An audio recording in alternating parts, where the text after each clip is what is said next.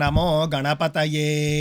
ఈ రోజున మనం చెప్పుకోబోతూ ఉన్నాము వరలక్ష్మి వ్రతానికి సంబంధించి కొన్ని సందేహాలు, వాటికి సమాధానాలు. అందులో మొట్టమొదటి సందేహం ఏమిటి అనంటే కనుక, వరలక్ష్మి వ్రతానికి సంబంధించి మా ఇళ్లల్లో కలశం పెట్టుకునే ఆనవాయితీ లేదండి, మేము పెట్టుకుని చేసుకోవచ్చా అని అడిగారు.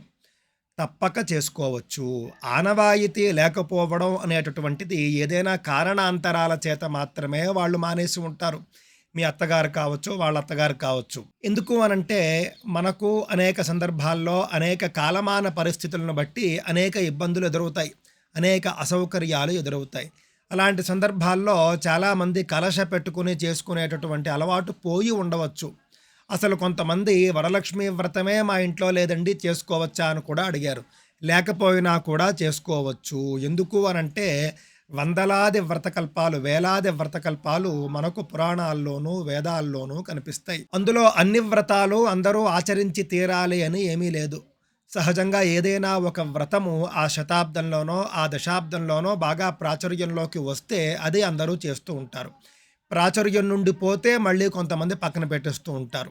కానీ ప్రాచుర్యంలో ఉన్నా లేకపోయినా కూడా చాలామంది ప్రతి సంవత్సరము ఆచరించుకునే వ్రతాలు అనేకం ఉంటాయి. కావున వరలక్ష్మి వ్రతం ఆనవాయితీ లేకపోయినా కూడా మీరు మొదలుపెట్టి చేసుకోవచ్చు. కలశం పెట్టుకోవడం మీకు ఆనవాయితీ లేకపోయినా కూడా మీరు చేసుకోవచ్చు. ఒక రకంగా చెప్పాలి అంటే కలశం పెట్టాలి. ఎందుకు అనంటే, వ్రతకల్పంలో కలశం పెట్టుకుని చేయమనే విధించబడి ఉన్నది. అంతేకాని ఒక చిత్రపటాన్ని పెట్టుకుని వరలక్ష్మి వ్రతం చేసేయొచ్చు అని మనం భావించరాదు. కావున ఆనవాయితీ లేదు అంటే పొరపాటున మానివేసి ఉంటారు.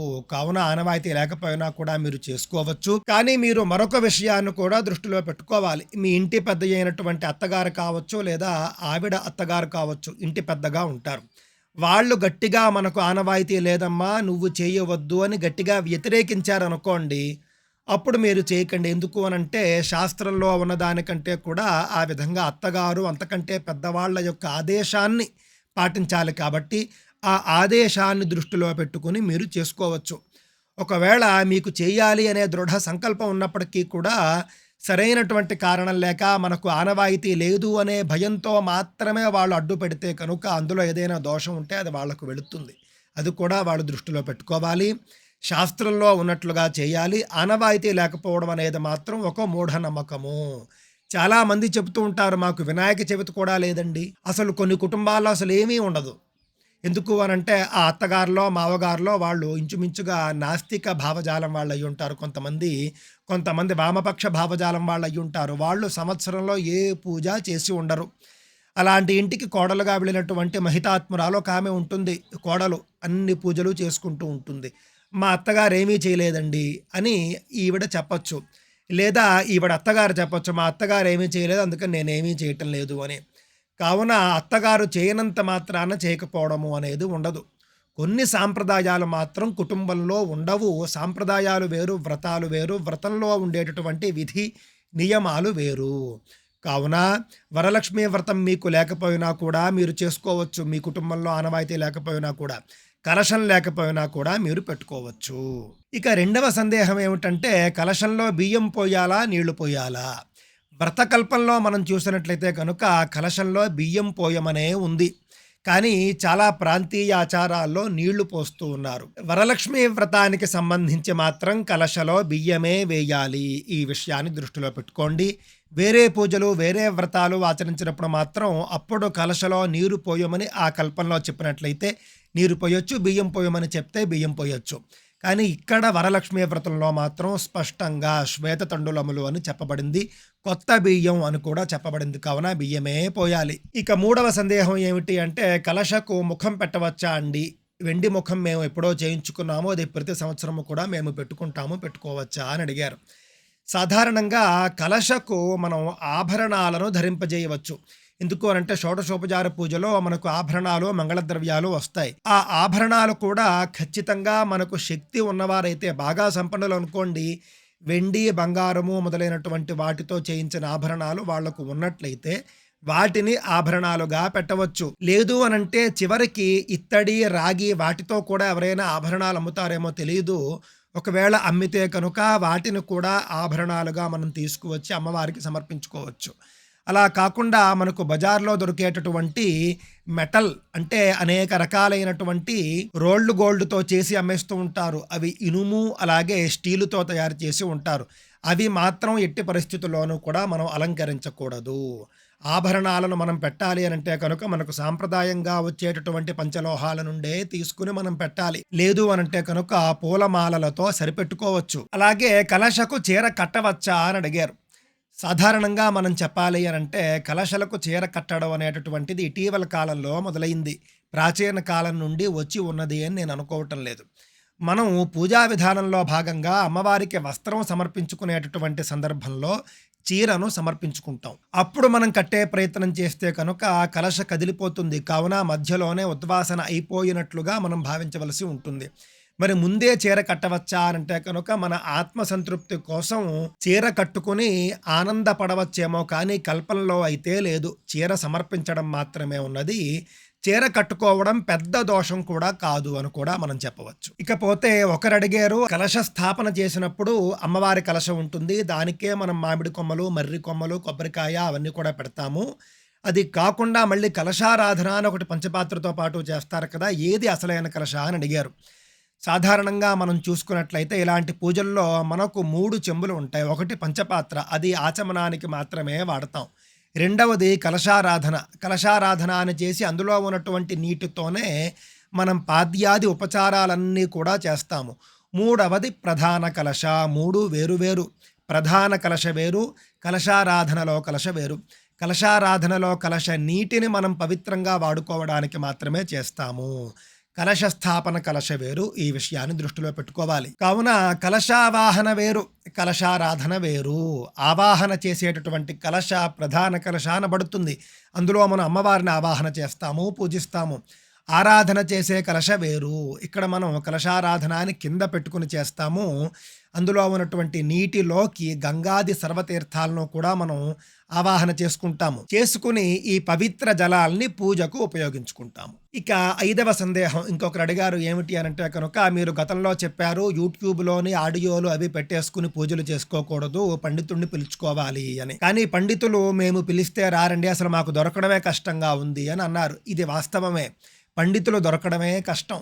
దొరికినా కూడా వాళ్ళు వస్తామంటారు, రామంటారు. అలాంటప్పుడు మేమేం చెయ్యాలి? ఇంకా గతి లేని పక్షంలో మాకెవరూ దొరకటం లేదు అన్న పక్షంలో మీరు పెట్టుకోండి, ఆడియో పెట్టుకోండి, ధ్వని పెట్టుకోండి, యూట్యూబ్ పెట్టుకోండి. కానీ అందులో ఉన్నటువంటి మంత్రాలతో పాటుగా మీరు చెప్పుకుని చేసుకోండి. కేవలం అది అలా పెట్టేసి మీరు దాన్ని వింటూ మీరు చేసుకుంటూ వెళ్ళిపోతే కనుక మీకు పుణ్యం తగ్గుతుంది. ఎందుకు తగ్గుతుంది అని అంటే కనుక పండితుడు వస్తే కనుక ఒక వ్యక్తి ఉంటాడు, మీ తరపున ఆయన చెబుతాడు. కానీ మీరు ఆడియో పెట్టుకున్నప్పుడు మీ తరపున అక్కడ చెబుతున్నారు అని చెప్పడానికి వ్యక్తి ఎవరున్నారు అంటే మీ తరపున మంత్రం ఒకరైనా పఠించాలి లేదా మీరైనా పఠించుకోవాలి. అప్పుడు మాత్రమే ఫలితం వస్తుంది. కావున బ్రాహ్మడు రాని పక్షంలో మీరు చక్కగా ఆడియో పెట్టుకున్నా కూడా మంత్రం మాత్రం ఆడియోతో పాటు మీరు చూసుకుని చెప్పుకుంటూ ఉండండి. ఇక వరలక్ష్మి వ్రతం ఉదయం చేయాలా సాయంకాలం చేయాలా అని అడుగుతున్నారు మీరు. గత వీడియోలో సాయంకాలం అని చెప్పారు అని. అవునండి, తప్పకుండా వ్రతకల్పంలో భవిష్యోత్తర పురాణంలో ఉన్నటువంటి వరలక్ష్మి వ్రత కల్పంలో పార్వతీ పరమేశ్వరుల సంవాదంలో చారుమతి సాయంకాలమే చేసింది అని స్పష్టంగా వ్రాయబడి ఉన్నది. సాధారణంగా చాలా వ్రతాలు సాయంకాలమే ఉంటాయి. పగలంతా కూడా ఉపవాసం ఉండి సాయంకాలం చేయాలి అని. పగలు చేయడం కంటే కూడా సాయంకాలం చేస్తే ఫలం ఎక్కువ. ఎందుకంటే మన వ్రతానికి ఉపవాసం కూడా తోడవుతుంది. మేము ఉండలేమండి తినకుండా అన్నవారు ఖచ్చితంగా ఉదయం చేసేసుకోవచ్చు. లేదు మేము ఉండగలము అనుకున్నవారు సాయంకాలం చేసుకుంటే మంచిది. మరొక సందేహం ఏమిటి అనంటే కనుక ఈ 2వ వారం కుదరకపోతే ఏం చేయాలి, వచ్చే వారం చేయవచ్చా అని అడిగారు. తప్పకుండా అండి. పౌర్ణమి ముందు వారం కనుక మీరు చేయలేకపోతే కనుక తరువాతి వారం చేయవచ్చు. పౌర్ణమికి దగ్గరలో ఉన్నటువంటి వారం చేయాలి అనే విషయాన్ని కూడా మనం దృష్టిలో పెట్టుకోవాలి. చంద్రబలం ఉన్నటువంటి వారాన్నే మనం ఎంచుకోవాలి. ఎందుకు అనంటే వరలక్ష్మి వ్రతానికి చంద్రుడికి కొన్ని సంబంధాలున్నాయి. ఎందుకంటే మహాలక్ష్మి అమ్మవారు చంద్ర సహోదరి అని పేరు. చంద్రుడికి సహోదరి ఆమె. కావున చంద్రబలం ఉన్నప్పుడే మనం ఈ వ్రతం చేసుకుంటే ఫలం ఎక్కువ. అందువల్లనే పౌర్ణమికి ముందు శుక్రవారము అని కల్పంలో చెప్పబడింది. పౌర్ణమి తరువాత 2-3 రోజుల్లోనో లేకపోతే 4-5 రోజుల్లోనో వచ్చే 3వ వారానికి కూడా చంద్రబలం ఉంటుంది. కావున ఈ 2వ వారం కుదరనప్పుడు 3వ వారం చేయవచ్చు. ఈ సంవత్సరం వీలు కాకపోతే మానేయవచ్చా అని అడిగారు. మేము ప్రతి సంవత్సరం కూడా చేసుకుంటామండి, కానీ ఈ సంవత్సరం వీలు కాకపోతే మానేయచ్చా అని. ఇందాక చెప్పుకున్నాను చూసారా, ఈ వారం కుదరకపోతే వచ్చే వారం చేసుకోండి. వచ్చే వారం కూడా కుదరని పక్షంలో సరే ఏదో ఒక వారం చేయండి. పూర్తిగా నెలంతా కూడా మాకు కుదరదు అన్నప్పుడు ఏమీ చేయలేము కాబట్టి మీరు వచ్చే సంవత్సరం చేసుకోవచ్చు. ఏ వ్రతమైనా కూడా మనం చేయలేనటువంటి అనివార్య పరిస్థితులు వచ్చినప్పుడు ఈ సంవత్సరం మానివేసినా కూడా వచ్చే సంవత్సరం నుండి మళ్ళీ కొనసాగించవచ్చు. ఇక నైవేద్యాలు ఏం చేయాలండి అని అడిగారు. కల్పంలో చెప్పినట్లయితే హవిష్యము అనే అన్నం మాత్రమే చెప్పారు. ఆ అన్నం ఏమిటో నేను మొన్నటి వీడియోలో చెప్పాను. అంటే కాస్త అన్నము ఉడికిన తరువాత నెయ్యి వేయడము, అలాగే కొంత పెసరపప్పు వేయడం. దీన్ని హవిష్యాన్నము అని అంటారు, యజ్ఞాలకు వాడే అన్నం. ఆ అన్నాన్ని ముఖ్యంగా నివేదించాలి. అలాగే అప్పాలు నివేదించాలి. ఇవి ముఖ్యంగా కల్పంలో చెప్పబడినవి. అప్పాలు వాయనానికి వాడతారు కావున. ఇవి కాకుండా కూడా బూరెలు వాడుతున్నారు. అలాగే బూరెలు, గారెలు, చక్ర పొంగలి కావచ్చు, దధ్యోదనం కావచ్చు, పులిహోర కావచ్చు, పులగం, అట్లు, పరమాన్నం, బూరెలు, గారెలు, పరమాన్నము, పులగం, అప్పాలు, దధ్యోదనం, చక్ర పొంగలి, అట్లు, పులిహోర. ఇవి కూడా కాకుండా వడపప్పు, చెలిమిడి ఇవన్నీ కూడా చేసేవాళ్ళు ఉన్నారు. మన శక్తిని బట్టి మాత్రమే మనం అమ్మవారికి నైవేద్యాలు చేసుకోవాలి తప్పితే ఇవన్నీ ఉండవలసిందే అని కాదు. ఈ విషయాన్ని మనం దృష్టిలో పెట్టుకోవాలి. ఒక నైవేద్యంతో మొదలుపెట్టి ఇందాక చెప్పుకున్నటువంటి హవిష్యాన్నము మరియు అప్పాలతో మొదలుపెట్టి 3 నైవేద్యాలు, 5 నైవేద్యాలు, 7, 9 మన శక్తిని బట్టి ఎన్నైనా చేసుకోవచ్చు. ఎంత తక్కువైనా కూడా చేసుకోవచ్చు. ఏదో ఈ నైవేద్యం చేయకపోతే అరిష్టము అని మాత్రం భావించడానికి వీల్లేదు. మన శక్తిని బట్టి ఏ నైవేద్యాలు పత్రం, పుష్పం, ఫలం, తోయం అనే భగవద్గీతలో ఏ విధంగా ఉన్నదో మన శక్తిని బట్టి చేయాలి. అలాగే శక్తి వంచన కూడా లేకుండా చేయాలి. అన్నీ ఉన్నప్పటికీ కూడా బీరువాలో దాచుకుని మేము అత్యంత సులువుగా చేసుకుంటాము అని చేస్తే కూడా అది దోషమే అనబడుతుంది. శక్తికి తగ్గ చేసుకోవాలి. ఈ విషయాన్ని దృష్టిలో పెట్టుకోండి. అలాగే వితంతువుల గురించి కొంతమంది అడుగుతూ ఉన్నారు. వితంతువులకు సంబంధించి వితంతువులు వరలక్ష్మి వ్రతం చేయవచ్చా చేయకూడదా అనే విషయాన్ని నేను తదుపరి వీడియోలో చెబుతాను. గర్భవతులు మాత్రం తప్పకుండా 7వ నెల వరకు చేసుకోవచ్చు. ఇందులో ఎలాంటి సందేహము లేదు. స్వస్తి. మీకు ఈ వీడియో నచ్చినట్లయితే లైక్ చేయండి, షేర్ చేయండి, సబ్స్క్రైబ్ చేయండి. అలాగే మీ విలువైన అభిప్రాయాన్ని కింద కామెంట్ల రూపంలో తెలియజేయండి.